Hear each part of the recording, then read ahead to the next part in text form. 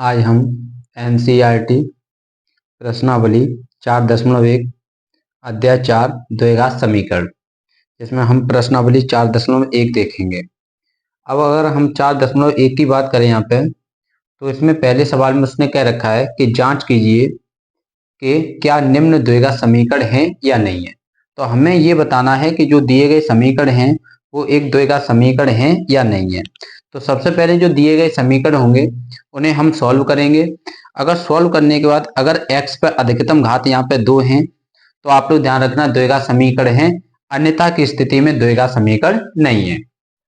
तो यहाँ पे अगर देखा जाए, सबसे पहले यहाँ पे पहला क्वेश्चन दे रखा है, क्या दे रखा है, x प्लस के 1 इसका होल स्क्वायर बराबर यहाँ पे 2 और यहाँ पे x माइनस के 3।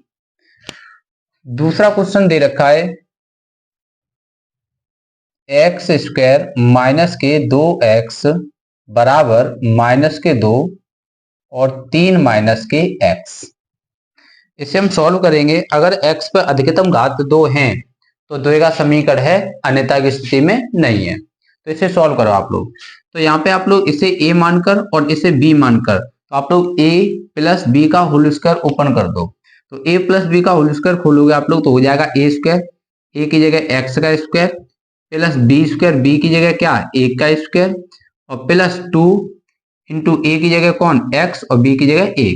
तो 2 इंटू एक्स इंटू में a बराबर 2 का मल्टीपल कर दो तो हो जाएगा 2x माइनस यहाँ पे कितना हो जाएगा 6, x का स्क्वायर एक्स स्क्वायर प्लस 1 का स्क्वायर 1 प्लस 2 का x गुणा करें 2x और यहाँ पे बराबर कितना दे रखा उसने 2x और माइनस के 6।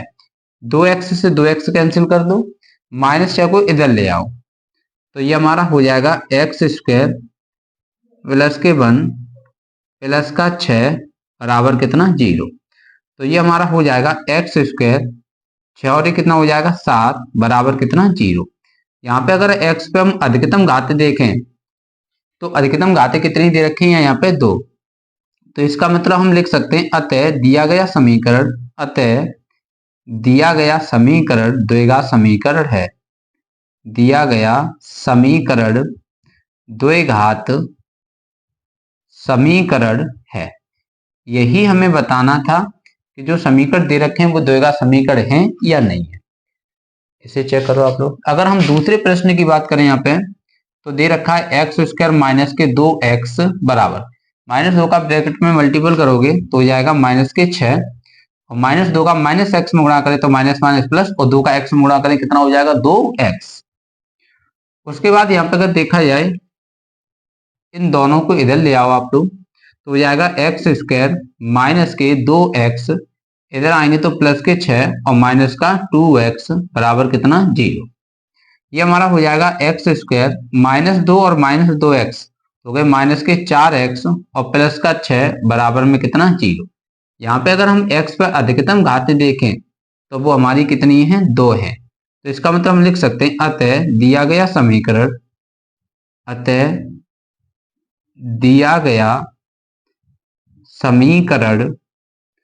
द्विघात समीकरण है। ये है हमारा प्रश्न पहले का दूसरा। ठीक, उसके बाद अगर हम पहले के तीसरे प्रश्न की बात करें यहाँ पे, तो पहले के तीसरे प्रश्न में उसने क्या क्या रखा है, x माइनस के 2, एक ब्रैकेट में x माइनस के 2। अगर यहाँ पे उसने क्या रखा है तीसरे प्रश्न में, एक ब्रैकेट में दे रखा है x माइनस के 2, एक ब्रैकेट में दे रखा है x प्लस का 1 बराबर इधर दे रखा है x माइनस का 1 और इधर दे रखा है x प्लस का 3। इन दोनों ब्रैकेट का आप लोग मल्टीपल कर दो, x का x में गुणा करेंगे तो हो जाएगा एक्स स्क्वायर, x का 1 में गुणा करें तो हो जाएगा x, माइनस 2 का x में गुणा करें माइनस के 2x और माइनस 2 का प्लस 1 में गुणा करें तो माइनस के 2 बराबर इधर दोनों ब्रैकेट का आप लोग मल्टीपल कर दो तो x का गुणा करेंगे तो हो जाएगा एक्स स्क्वायर, x का 3 में गुणा करेंगे 3x, x का माइनस 1 में गुणा करें माइनस का x और यहाँ गुणा करें तो हो जाएगा माइनस का 3। उसके बाद यहाँ पे अगर देखा जाए एक्स स्क्वायर से एक्स स्क्वायर कैंसिल, x में से 2x गया माइनस का x और ये माइनस का 2 बराबर 3x में से एक x जाएगा 2x और माइनस का कितना 3, दोनों को इधर ले आएंगे तो हो जाएगा माइनस का x माइनस के 2 और माइनस का 2x और यहाँ पे कितना प्लस का 3 बराबर कितना 0। माइनस 2x और माइनस के ये x तो माइनस के 3x माइनस 2 प्लस के 3 तो प्लस का कितना 1 और बराबर कितना 0। माइनस चिन्ह कॉमन ले लो, 0 में दो तो हो जाएगा 3x माइनस का 1 बराबर कितना 0। अब अगर हम यहाँ पे देखें तो x पे अधिकतम घातें यहाँ पे कितनी है 1। क्या x पे अधिकतम घातें आप लोगों को 2 दिख रही है? नहीं। तो यहाँ पे x पे अधिकतम घातें कितनी है 1। तो हम लिख सकते हैं अतः दिया गया समीकरण द्विघात समीकरण यहाँ पे नहीं है। ये हमारा प्रश्न था पहले प्रश्न का तीसरा। अगर हम पहले प्रश्न के चौथे प्रश्न की बात करें यहाँ पे तो उसने दे रखा है एक ब्रैकेट में x माइनस 3,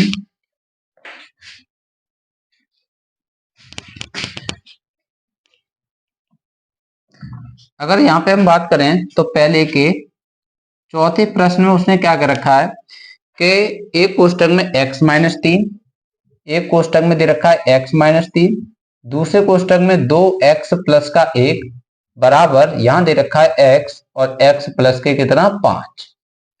उसके बाद यहाँ पे दोनों कोष्टकों का गुणा कर लेंगे तो x का 2x में गुणा करेंगे 2x स्क्वायर, x का 1 में गुणा करें x, माइनस 3 का 2x में गुणा करें तो माइनस के 6x, माइनस 3 का प्लस 1 में गुणा करें तो माइनस का कितना 3 बराबर x का गुणा करें तो हो जाएगा x स्क्वायर प्लस x का 5 में गुणा करेंगे 5x, इन दोनों को इधर ले आओ तो हो जाएगा 2x स्क्वायर प्लस का x माइनस का 6x माइनस का 3, इधर आएंगे तो माइनस के x स्क्वायर और माइनस का कितना 5x, इधर क्या बचा 0।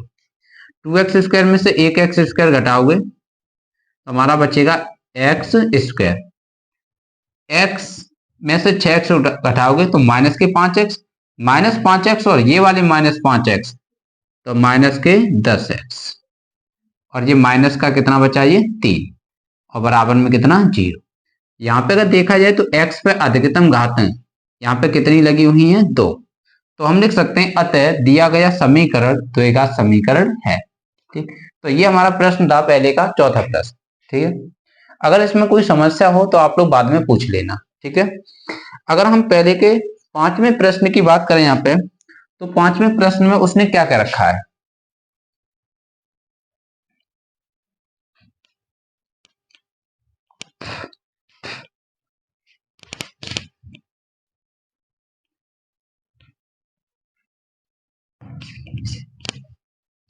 ठीक, अगर हम पहले के पांचवें प्रश्न की बात करें तो पांचवें प्रश्न में उसने दे रखा है यहाँ पे एक कोष्टक में 2x माइनस के 1 और एक कोष्टक में x माइनस के 3 बराबर एक कोष्टक में x प्लस के 5 और एक कोष्टक में x माइनस का 1। उसके बाद यहाँ पे दूसरा पहले का छठवें प्रश्न में उसने दे रखा है x square plus 3x plus 1 बराबर यहाँ पे x माइनस के 2 का होल स्क्वायर।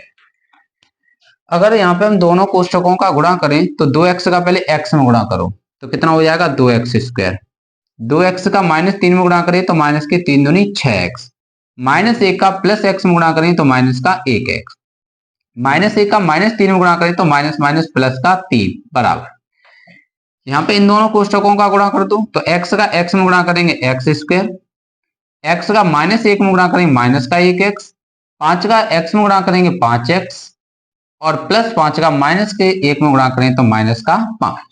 ठीक, यहाँ पे अगर देखा जाए ये हो जाएगा 2x स्क्वायर माइनस का 6x और माइनस का 1x तो माइनस के 7x और प्लस 3 बराबर x स्क्वायर माइनस का 1x और प्लस के 5 तो प्लस के 4x और माइनस का कितना 5, इन सबको इधर ले आओ तो ये हो जाएगा हमारा 2x स्क्वायर माइनस के 7x प्लस का 3 minus x square minus 4x और प्लस का कितना 5 बराबर उधर क्या बचा 0।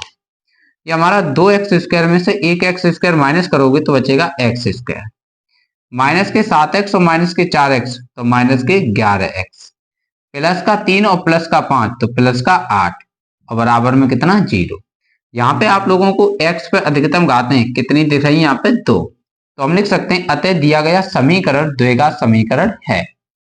अगर x पे अधिकतम घातें आप लोगों को 2 मिले तो इसका मतलब वो द्विघात समीकरण है, अन्यथा की स्थिति में नहीं है। अगर हम छठवें प्रश्न की बात करें तो छठवें प्रश्न में उसने क्या कर रखा है, एक्स स्क्वायर प्लस के 3x प्लस का 1 बराबर x माइनस का 2 का होल स्क्वायर। उसके बाद यहाँ पे अगर देखा जाए तो हो जाएगा एक्स स्क्वायर प्लस के 3x और प्लस का 1 बराबर, यहाँ a माइनस बी का होल स्क्वायर खोलो तो a स्क्वायर, a की जगह x का square, plus b square, b की जगह 2 का स्क्वायर, माइनस 2 इंटू a की जगह x इंटू बी की जगह 2। ये हमारा हो जाएगा एक्स स्क्वायर प्लस के 3x प्लस का 1 बराबर इधर एक्स स्क्वायर प्लस 2 का वर्ग 4 माइनस 2 दूनी 4 एक्स स्क्वायर से एक्स स्क्वायर कैंसिल हो जाएगा 3x प्लस का 1, इधर आएंगे तो प्लस के ये 4x और माइनस के 4 बराबर कितना 0, इन दोनों को इधर ले आए 3x और ये 4x कितना हो गया 7x, एक में से 4 माइनस करोगे तो माइनस का 3 और बराबर कितना 0। क्या आप लोगों को x पे अधिकतम घातें यहाँ पे 2 दिख रही हैं? नहीं। तो यहाँ पे अधिकतम घातें x पे कितनी है 1, हम लिख सकते हैं अतः दिया गया समीकरण द्विघात समीकरण नहीं है। अगर x पे घात अधिकतम 2 मिले तो द्विघात समीकरण है, अन्यथा की स्थिति में वह द्विघात समीकरण नहीं है। अगर हम अब बात करेंगे पहले प्रश्न के छठवें भाग की, तो उसमें क्या कह रखा उसने, ठीक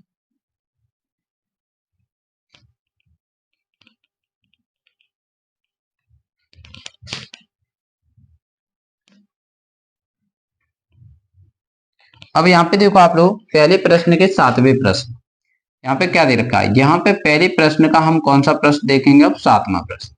7वें प्रश्न उसने क्या कर रखा है, x प्लस के 2 का होल क्यूब बराबर यहाँ पे 2x एक्स स्क्वायर माइनस के 1। यहाँ a प्लस बी का होल क्यूब खोल दो आप लोग, तो a प्लस बी का होल क्यूब क्या होता है, a cube plus b cube plus 3ab कोष्टक में a प्लस के b। तो यहाँ पे हो जाएगा a क्यूब मतलब x का cube plus b cube, b की जगह कौन काम कर रहा है 2 और a की जगह x, तो a cube plus b cube और प्लस 3ab, a की जगह x और b की जगह 2 कोष्टक a प्लस b, तो यानी x प्लस के 2, a की जगह x b की जगह 2 बराबर, यहाँ पे 2x का अंदर गुणा कर दो तो 2x का x स्क्वायर में गुणा करेंगे 2x क्यूब, 2x का एक में गुणा करेंगे माइनस के 2x, x का क्यूब करेंगे तो x क्यूब प्लस 2 का क्यूब कितना 8 प्लस 3 दूनी 6 और 6 का x में गुणा करेंगे 6x और कोष्टक में x प्लस के 2 बराबर, यहाँ पे हो जाएगा 2x क्यूब और माइनस के कितना 2x। उसके बाद यहाँ पे 6x का अंदर गुणा कर दो तो हो जाएगा x cube plus 8 plus 6x square plus 6x का 2 में गुणा करें तो 6 दूनी 12x, इन दोनों को इधर ले आओ तो माइनस का 2x क्यूब और प्लस का 2x बराबर उधर क्या बचेगा 0। यहाँ पे से x क्यूब में से माइनस 2x क्यूब गए तो माइनस का 1x क्यूब, 6x स्क्वायर हमारे वैसे के वैसे। उसके बाद यहाँ पे 12x और प्लस का 2x तो प्लस का 14x और ये प्लस का कितना बचा 8 और बराबर में कितना 0। क्या आप लोगों को x पे अधिकतम घातें 2 दिख रही हैं? नहीं। तो अगर x पे अधिकतम घात 2 नहीं है तो इसका मतलब ये द्विघात समीकरण भी नहीं है, तो अतः दिया गया समीकरण द्विघात समीकरण नहीं है। ठीक, उसके बाद अगर हम देखें तो ये पहले प्रश्न का लास्ट भाग है, जो कि उसने क्या रखा है यहाँ पे पहले का 8वां भाग, क्या क्या रखा है यहाँ पे, x cube minus 4x square minus x plus के 1 बराबर कितना दे रखा है x माइनस 2 और इसका क्या होल क्यूब। यहाँ पे हमारा हो जाएगा x cube minus 4x square minus x plus 1 बराबर, यहाँ पे a माइनस बी का होल क्यूब खोल दो आप लोग तो a क्यूब, a की जगह x cube minus b cube, b की जगह 2 का क्यूब माइनस 3 इंटू ए की जगह x इंटू बी की जगह 2 कोष्टक में a माइनस के b। ये हमारा हो जाएगा एक्स क्यूब माइनस के 4x स्क्वायर माइनस का x और प्लस का 1 बराबर, यहाँ पे हो जाएगा एक्स क्यूब माइनस 2 का घन करेंगे 8 माइनस 3 दूनी 6x और 6x का x में गुणा करेंगे तो जो हो जाएगा 6x स्क्वायर और 6x का माइनस 2 में गुणा करते तो माइनस माइनस प्लस और ये हो जाएगा 6 दूनी 12x। ठीक, उसके बाद यहाँ पे अगर देखा जाए भाई एक्स क्यू से एक्स क्यू कैंसिल, क्या बचा यहाँ पे माइनस के 4x स्क्वायर माइनस एक्स और प्लस का 1, इधर आएंगे तो ये प्लस के 8 प्लस का 6x स्क्वायर और माइनस के 12x, उधर क्या बचा 0, 4x स्क्वायर माइनस के और प्लस के 6x स्क्वायर तो हो गया यहाँ पे प्लस का 2x स्क्वायर माइनस का 1x और माइनस के 12x तो हो जाएंगे माइनस के 13x प्लस का 1 और प्लस का 8 तो प्लस का 9 और बराबर यहाँ पे कितना 0। तो यहाँ पे अगर देखा जाए x पर अधिकतम घातें आप लोगों को कितनी दिख रही हैं, यहाँ पे 2, तो हम लिख सकते हैं अतः दिया गया समीकरण द्विघात समीकरण है। ठीक, तो ये हमारा पहला प्रश्न था जिसमें केवल ये पूछा गया था कि कौन कौन से समीकरण द्विघात समीकरण हैं और कौन कौन से समीकरण द्विघात समीकरण नहीं है। अगर हम दूसरे प्रश्न की बात करें तो दूसरे प्रश्न में बस इतना सा अंतर है कि ये भाषा वाली क्वेश्चन है जिसमें यहाँ पे समीकरण को आप लोगों को क्या करना पड़ेगा, पहले बनाने पड़ेंगे समीकरण, उसके बाद समीकरण को क्या करना पड़ेगा सॉल्व करना पड़ेगा। तो अगर हम इसके पहले प्रश्न की बात करें यहाँ पे तो उसने क्या क्या रखा है,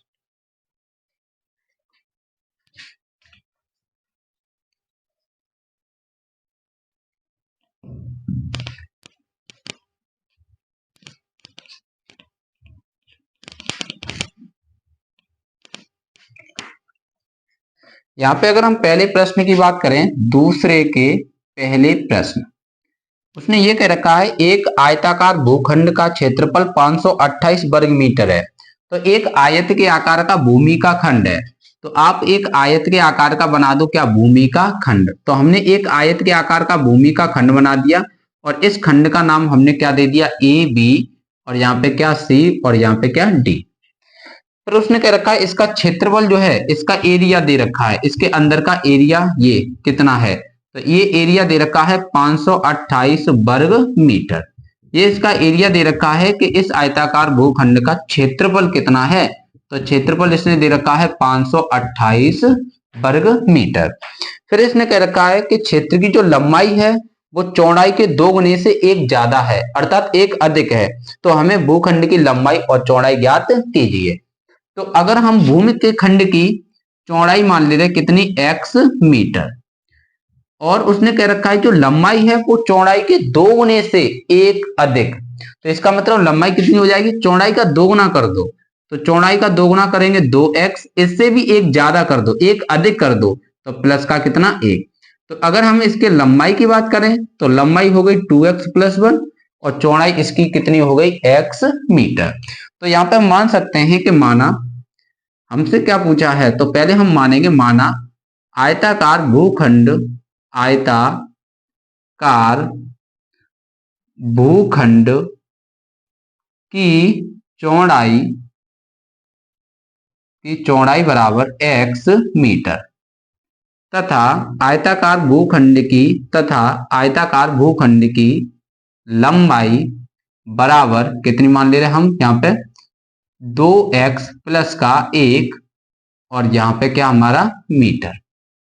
अब हम इसका निकालेंगे आयताकार भूखंड का क्षेत्रफल, सही है। तो यहाँ पे हम लिखेंगे आयताकार भूखंड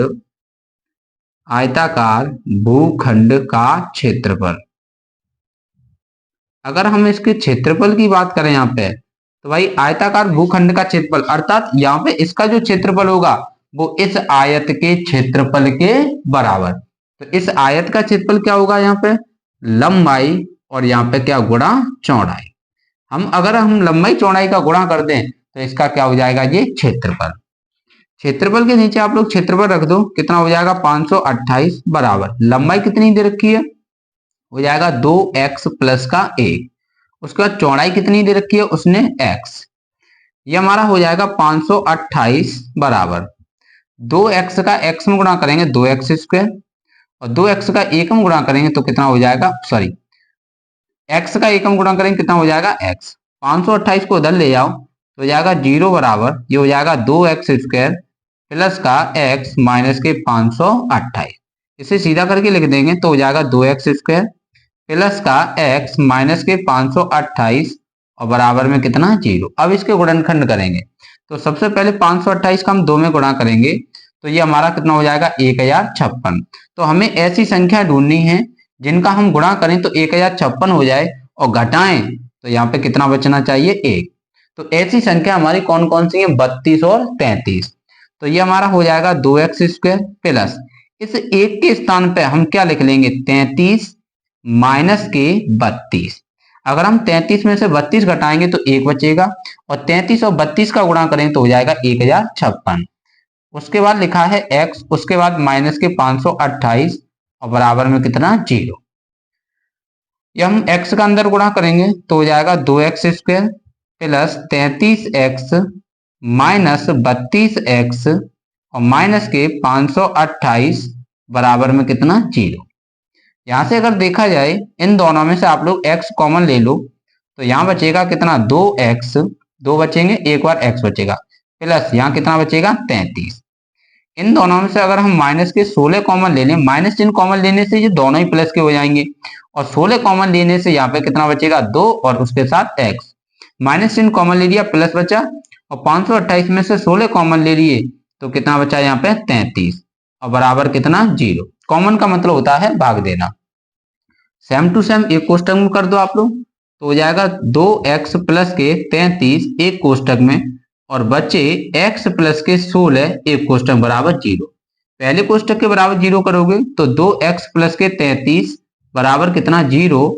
तो 2x बराबर 33 उधर जाएंगे माइनस के 33, 2 से 33 काट देंगे तो x बराबर हो जाएगा माइनस के या फिर 2 का भाग लगा दो माइनस के 33/2।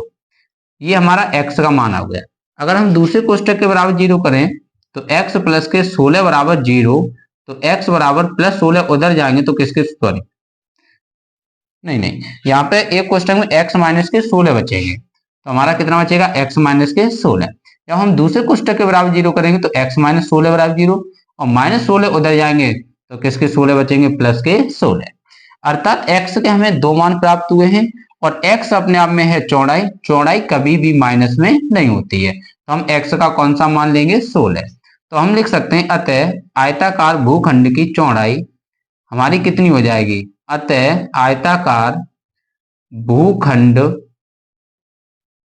की चौड़ाई, भाई चौड़ाई आपने क्या मानी थी x मीटर, अब x का मान आ गया कितना 16 तो चौड़ाई x बराबर कितनी हो जाएगी 16 मीटर तथा आयताकार भूखंड की लंबाई, ठीक है लंबाई आप लोगों ने क्या मानी थी यहाँ पे हो जाएगा 2x प्लस का 1, x का मान रखेंगे तो हो जाएगा 2 गुणा 16 प्लस का 1, 16 दूनी 32 और एक कितना 33 तो यहाँ पे हो गया हमारा 33 मीटर।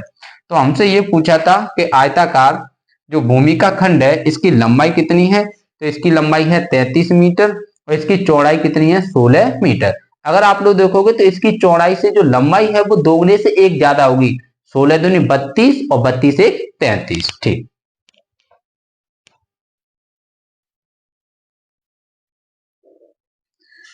फिर उसके बाद अगर हम बात करें तो ये दूसरे प्रश्न में दो क्रमागत धनात्मक पूर्णांकों का गुणनफल 306 है तो हमें पूर्णांक ज्ञात कीजिए। सही है, तो हमें यहाँ पे अगर देखा जाए दो धनात्मक पूर्णांक हैं तो ये बात तो आप लोग पहले से ही जानते हो कि यहाँ पे दोनों जो पूर्णांक लेने हैं हमें वो दोनों धन के लेने हैं और पूर्णांकों में हमेशा जो अंतर होता है वो कितने का होता है 1 का। जैसे अगर कोई भी पूर्णांक हमारा 17 है तो उसके बाद यहाँ पे हमारा पूर्णांक कितना होगा 18, या फिर यहाँ पे कोई भी 23 पूर्णांक है तो उसके बाद हमारा कौन सा होगा 24। तो अगर हम किसी एक पूर्णांक को x मान सकते हैं तो उसके बाद जो पूर्णांक होगा उससे वो एक कैसा होगा ज्यादा होगा या फिर उससे कम भी हो सकता है। तो सबसे पहले यहाँ पे अगर हम बात करें तो उसने क्या कह रखा है कि दो हमारे पास धनात्मक पूर्णांक हैं और दोनों धनात्मक पूर्णांक का अगर हम गुणनफल करें मतलब गुणा करें तो वो हमारा गुणा कितना होना चाहिए, उसने दे रखा है 306। तो भाई इस सवाल में अगर कोई भी डाउट या समस्या है तो आप लोग बाद में भी पूछ सकते हो। ठीक।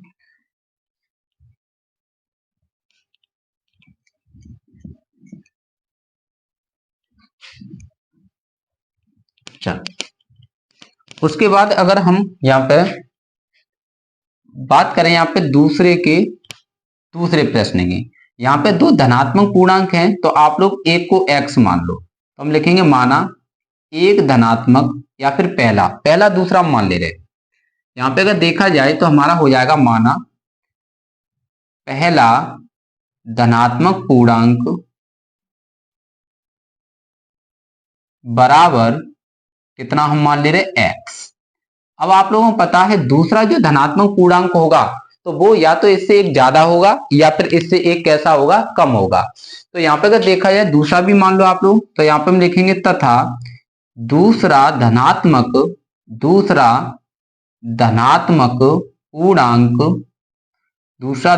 पूर्णांक बराबर हम कितना मान लें यहाँ पे x प्लस 1।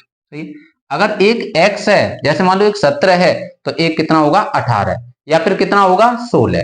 तो यहाँ पे अगर देखा जाए एक हम मानेंगे तो दूसरा या तो x प्लस 1 होगा या फिर दूसरा x माइनस के 1 होगा। अब उसने क्या कर रखा है कि अगर हम दोनों का गुणा करें तो 306 होता है। तो अगर हम देखें यहाँ पे प्रश्न के अनुसार इन दोनों का गुणा करें, अर्थात दोनों पूर्णांकों का गुणा कर दो, x गुणा यहाँ पे हो जाएगा x प्लस के 1, दोनों क्रमागत धनात्मक पूर्णांकों का गुणा कर दिया हमने और ये गुणनफल बराबर कितना दे रखा उसने 306। इसे सॉल्व करेंगे तो x का अंदर गुणा कर दो तो जाएगा x स्क्वायर प्लस x, 306 को इधर ले आए तो माइनस के 306 और बराबर में कितना 0। इन दोनों को यहाँ पे अगर देखा जाए अब हमें ऐसी दो संख्या ढूंढनी है जिनका गुणा करें तो 306 हो जाए और घटाएं तो कितना हो जाए 1। यहाँ पे कितना लिखा होगा 1 लिखा होगा। तो अब हमें ऐसी दो संख्या ढूंढनी है जिनका अगर हम गुणा करें तो कितना हो जाए 306 और घटाएं तो कितना हो जाए 1। तो अगर हम संख्या हमें मिलेंगी कौन कौन सी, 18 और यहाँ पे कितना 17। तो इनका अगर हम मल्टीपल करेंगे तो 8 7 56, 5 8 और 5 कितना 13, ये हमारा हो जाएगा 7 और उसके बाद यहाँ पे कितना हो जाएगा 1, तो ये 6 और ये 0 और एक हासिल 3। ठीक, तो हमें संख्या मिली 18 और 17। तो अगर हम देखें यहाँ पे तो इस एक की जगह हम क्या लिख सकते हैं 18 माइनस के 17।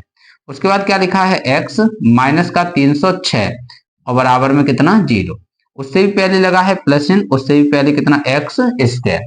अब हम क्या करेंगे भाई, अब हम करेंगे x का अंदर गुणा, तो जो हो जाएगा x स्क्वायर प्लस ये हो जाएगा 18x, x का 17 गुणा करें तो माइनस 17x और माइनस के 306 और बराबर में कितना 0। इन दोनों कोष्टकों में से x कॉमन ले लो तो हो जाएगा x प्लस के 18।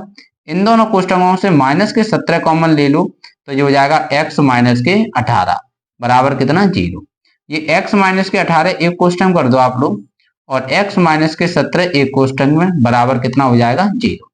पहले कोष्टक के बराबर आप 0 करोगे तो ये हो जाएगा x माइनस के 18 बराबर 0। तो x बराबर माइनस 18 उधर जाएंगे, सॉरी यहाँ पे x प्लस के 18 बराबर कितना हो जाएगा 0 और 18 उधर जाएंगे तो किसके 18 हो जाएंगे माइनस के 18। अगर हम दूसरे कोष्टक के बराबर 0 करें तो x माइनस के 17 बराबर 0, तो x बराबर माइनस 17 उधर जाएंगे तो किसके 17 हो जाएंगे प्लस के 17। अब यहाँ पे उसने क्या रखा है कि धनात्मक पूर्णांक लेने, तो इसका मतलब x का मान हम माइनस के 18 नहीं ले सकते हैं, कौन सा लेंगे x का मान 17। इसका मतलब है कि पहला धनात्मक पूर्णांक x है, इसका मतलब कितना है 17। दूसरा धनात्मक पूर्णांक x प्लस 1 यानी 17 प्लस 1 अर्थात कितना हो जाएगा 18। तो अब हम लिख सकते हैं अतः पहला धनात्मक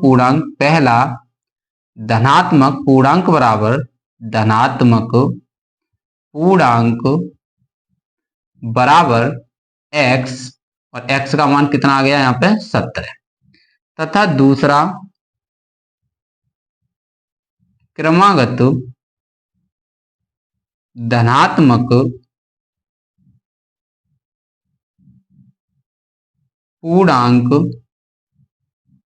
बराबर कितना हो जाएगा x प्लस का 1। x का मान है 17 प्लस का 1, तो 17 कितना हो जाएगा 18। तो यानी हमें पहला 17 मिला है, दूसरा कितना मिला है 18। 17 और 18 ऐसे धनात्मक पूर्णांक हैं, क्रमागत भी हैं हमारे, और इन दोनों का गुणनफल करोगे अर्थात इन दोनों का गुणा करेंगे तो हमें कितना प्राप्त होता है 306 और यही हमारा क्या है आंसर।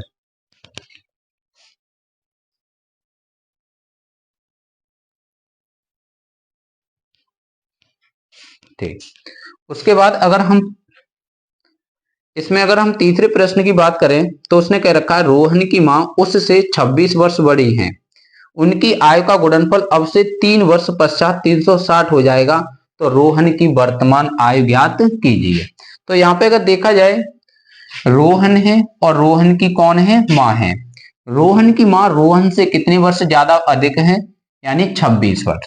तो हम सबसे पहले यहाँ पे रोहन की आयु मान ले रहे, तो यहाँ पे हम लिखेंगे माना रोहन की आयु, माना रोहन की आयु बराबर कितना हम मान ले रहे, x वर्ष, तथा रोहन की जो मां है तो यहां पे लिखेंगे तथा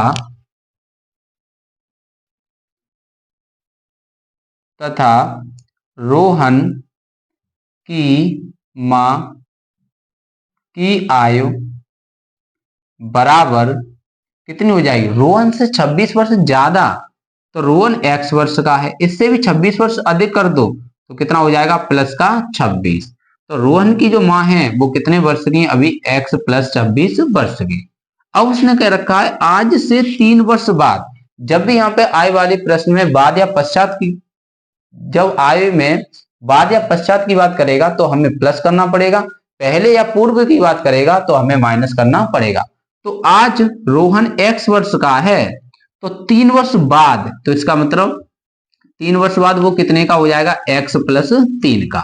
अभी रोहन की मां जो है वो x प्लस 26 की है, तो 3 वर्ष बाद कितने की हो जाएंगी, तो अभी रोहन की मां है x प्लस के 26 की, 3 वर्ष बाद, तो इसका मतलब हमें क्या करना पड़ेगा, प्लस। तो यानी अगर देखा जाए 3 वर्ष बाद रोहन की आयु ये गई और 3 वर्ष बाद रोहन की मां की आयु ये गई, इन दोनों का गुणनफल ये दे रखा है और ये कितना हो जाता है, 360। सही है। अब इन दोनों कोष्टकों को हम क्या कर देंगे, सॉल्व कर देंगे, अर्थात गुणा कर देंगे, तो हो जाएगा x प्लस के 3, उसके बाद ये हो जाएगा x प्लस 26 और 3 कितने हो गए, 29, और बराबर में यहाँ पे कितना, 360। इन दोनों कोष्टकों का गुणा कर दो तो x स्क्वायर, x का 29 में गुणा करेंगे हो जाएगा 29x, x का 3 में गुणा करेंगे हो जाएगा 3x, 29 का 3 में गुणा करेंगे कितना हो जाएगा, 87, 9 27 और 3 दूनी 6, 6 2 8, 360 को इधर लेके आएंगे माइनस के 360 और बराबर में कितना, 0। ये हो जाएगा x स्क्वायर प्लस 29x और 3x, तो कितना हो गया, 32x प्लस 360 में से 87 घटाओगे तो हो जाएगा 2 से 73, 10 में 7 जाए 3, उसके बाद यहाँ पे अगर देखा जाए 15 में से 8 जाएंगे 7 और यहाँ पे कितना 2, बराबर कितना, 0। अब ऐसी दो संख्या ढूंढो जिनका गुणा करें तो कितना हो जाएगा, 2 से 73 और जोड़ें, सॉरी माइनस के बचेंगे, यहाँ पे घटाएं तो कितना बचेगा, 32। तो ऐसी कौन कौन सी संख्या है, तो अगर हम 2 से 73 के यहाँ पे अगर देखा जाए गुणनखंड करें तो हमारा कितना हो जाएगा, सबसे पहले आप लोग 7 3 10 3 से काट दो, यहाँ पे कितना हो जाएगा, 9 3 27 और यहाँ पे 3 कन 3।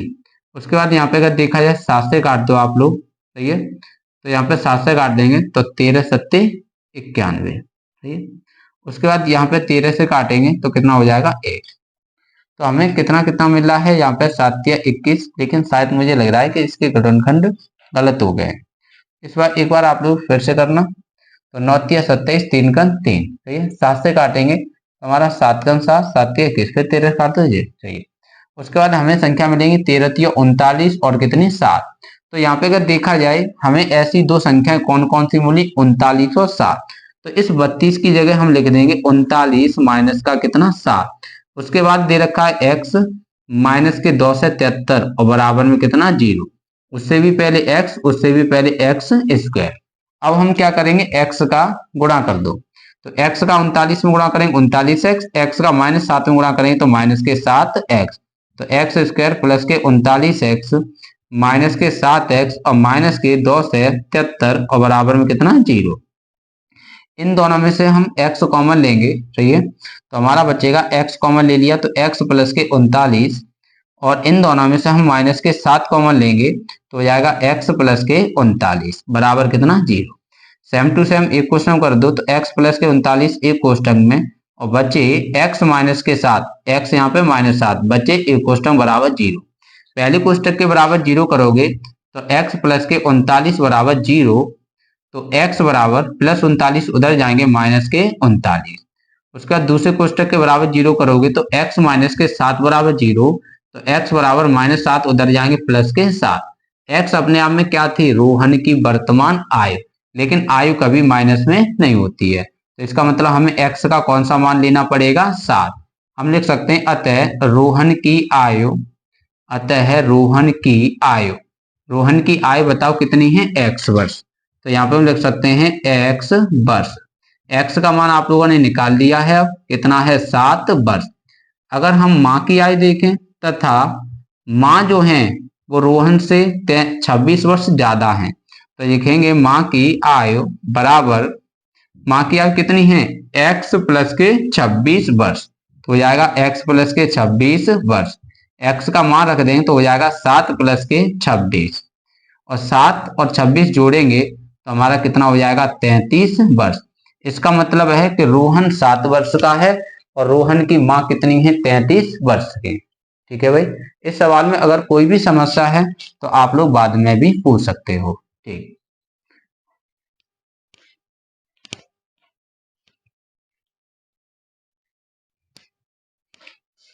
ठीक। इसके बाद अगर हम देखें तो इस प्रश्नावली का दूसरे का लास्ट क्वेश्चन है, यहाँ पे इसे हटा दे रहे हैं, अगर कोई भी समस्या है तो आप लोग पूछ लेना। ठीक,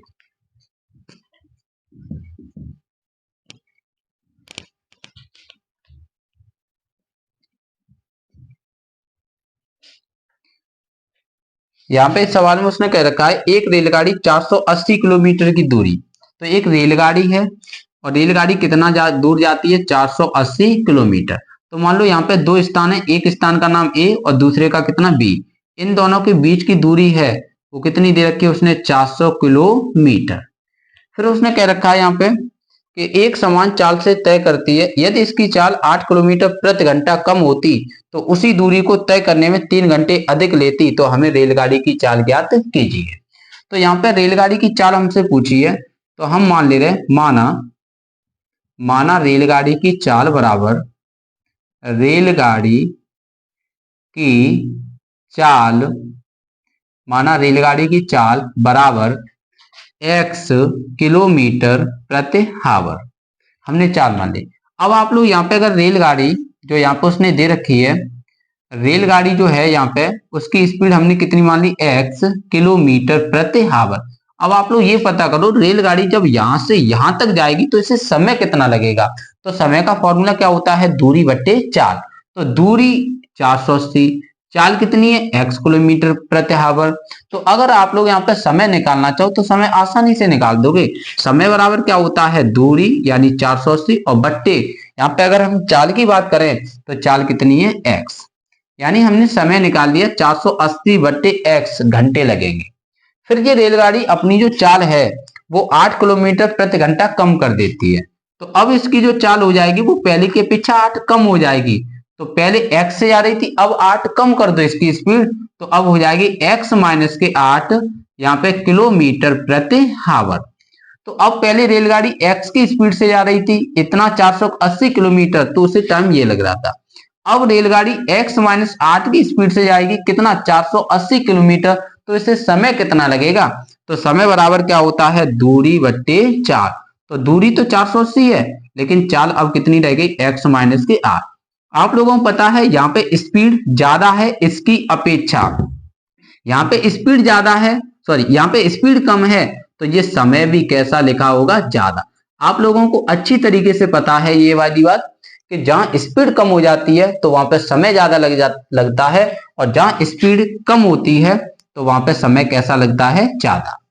ठीक, और उसने कह भी रखा है, क्या कह रखा है कि यदि वह अपनी चाल 8 किलोमीटर प्रति हावर कम कर दे तो उसी दूरी को तय करने में, यानी इसी दूरी को तय करने में कितना समय अधिक लगता है, 3 घंटे ज्यादा लगता है।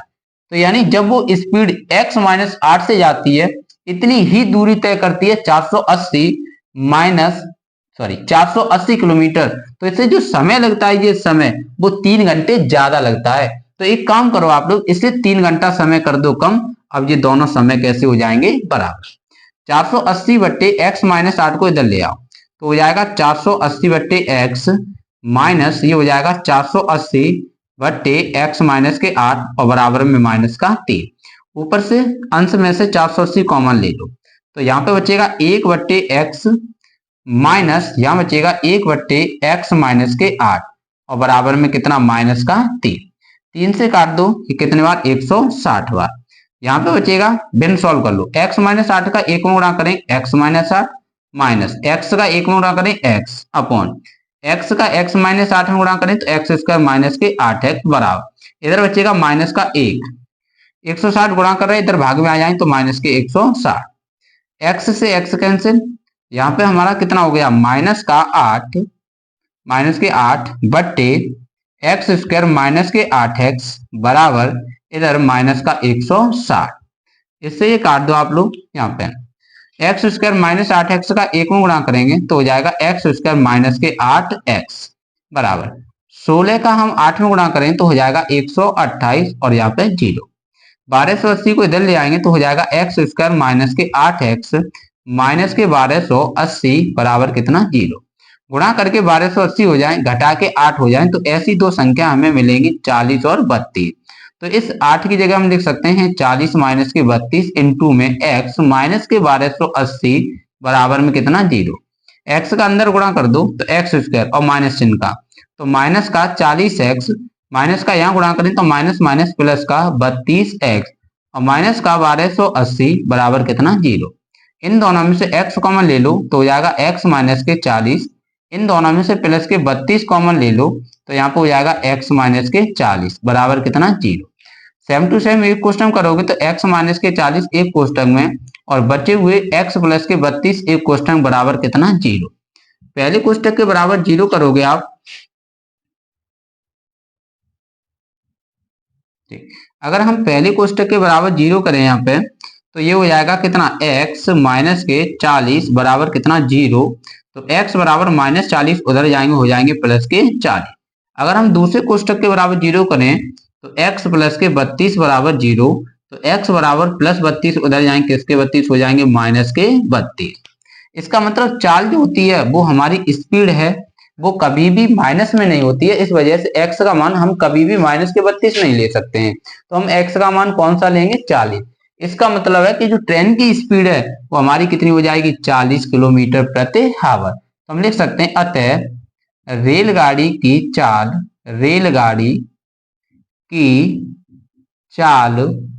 बराबर कितनी हो जाएगी यहाँ पे x किलोमीटर प्रति आवर अर्थात 40 किलोमीटर प्रति आवर, और यही हमारा क्या है आंसर। ठीक, यहाँ पे अगर देखा जाए प्रश्नावली 4.1 ये हमारी पूरी समाप्त हो चुकी है। नेक्स्ट वीडियो में हम प्रश्नावली 4.2 को समाप्त करेंगे। इसके लिए आप लोगों को एक दिन का इंतजार करना पड़ेगा। अगर कोई भी समस्या है तो आप लोग यहाँ पे अगर देखा जाए बाद में भी आप लोग पूछ सकते हो, ठीक है। अगर आप लोगों को अगर कोई भी समस्या आ रही है तो आप लोग बाद में भी पूछ सकते हो, ठीक है, इसमें डरने की कोई बात नहीं है। यहाँ पे प्रश्नावली 4.2 में हम क्या करेंगे गुणनखंड विधि से द्विघात समीकरण के मूल निकालेंगे अर्थात x के मान निकालेंगे, ठीक है। यहाँ पे अगर आप लोगों ने इस चैनल को सब्सक्राइब नहीं किया है तो आप लोग सब्सक्राइब कर दो यहाँ पे, और आप लोग बेल आइकन दबा दो यहाँ पे, चाहिए। उसके बाद जैसे भी आप लोगों को यहाँ पे वीडियो बनाई जाएगी और आप लोगों की यूट्यूब पे डाउनलोड की जाएगी, अपलोड की जाएगी, तो आप लोग उसके पास इंफॉर्मेशन जो भी सूचना है तो आप लोगों के पास तुरंत पहुंच जाएगी, ठीक है। ठीक, धन्यवाद।